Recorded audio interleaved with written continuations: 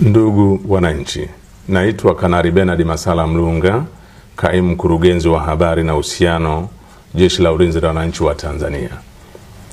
Jeshi la Ulinzi la Wananchi wa Tanzania lina utaarifu umma wa Tanzania kuwa kumejitokeza baadhi ya watu wanaotumia mitandao ya kijamii kuweka maudhui yanayochochea kuliingiza jeshi katika mambo ya siasa. Aidha, baadhi ya hoja hizo zinatolewa na watu waliopo katika mazingira ya kijeshi kujinasibisha na jeshi, walioachishwa na jeshi kwa tabia na mwenendo mbaya, pamoja na kujihusisha na siasa na wanaharakati.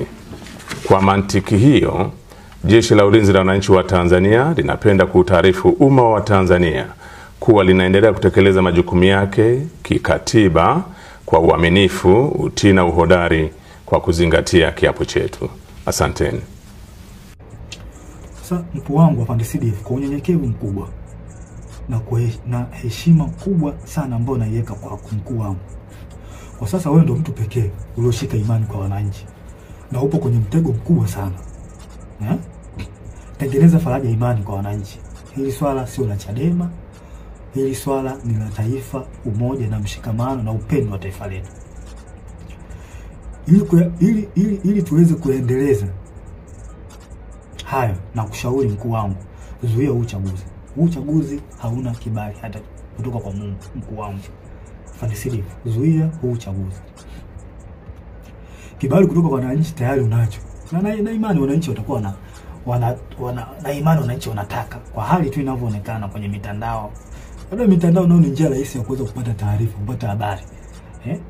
Wananchi wanaamika uchaguzi uzuiwe. Kwa CDF na kushauri mkuu wangu kwa upendo kabisa na unyenyekevu wa hali ya juu sana,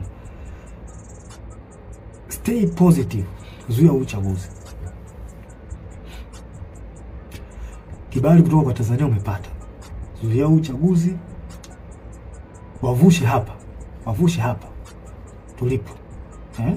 Na kwa hiyo ukifanya hivyo utarudisha imani kubwa kwa wananchi na jeshi, ambao ukweli usiofichika kwamba kuna namna ambayo jeshi letu liliteteleka, kwamba kuna namna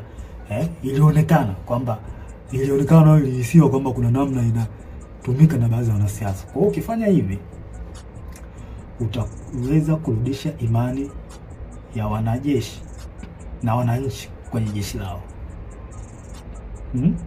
Kwa maana jeshi letu lipo kwa ajili ya kulinda katiba na kuwalinda wananchi, na sio kiongozi aliyekuwa madarakani. Mkuu wangu wa CDF, nasisitiza tena, huu uchaguzi ni wa kihuni, tusikubali kabisa.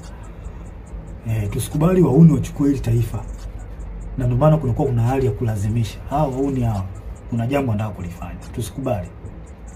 Tukifanya hivyo hakika tutakuwa tumeligawa taifa.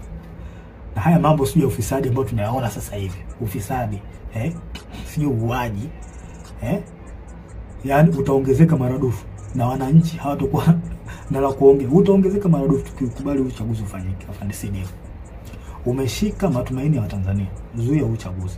Na haya mambo, hata hii kashfa hii ya kuuliwa kwa Magufuli, Tanzania hawa ndio watumia wenyewe kwanza, ndio hawa wanatumia. Sasa just imagine kwamba wamechukua hili taifa, wamechukua. Nani atachunguza kifo cha Magufuli kama wao wenyewe ndio wanahusika? Nani atarekebisha mikataba ya bandari, mikataba mbalimbali ikiwemo mkataba wa bandari, ikiwa wao ndio wamepitisha mikataba migodi, makaa ya mawe? Nani ataifuatilia wakati wao ndio wahusika wakuu? Inatia mashaka sana. Nani atafuatilia ukiukwaji wa haki za binadamu? Nani atafuatilia ukiukwaji wa utumiaji vibaya wa ofisi za umma, ikiwemo wao ndio wanahusika, ikiwa kwamba wao ndio wanahusika? Nani atafuatilia?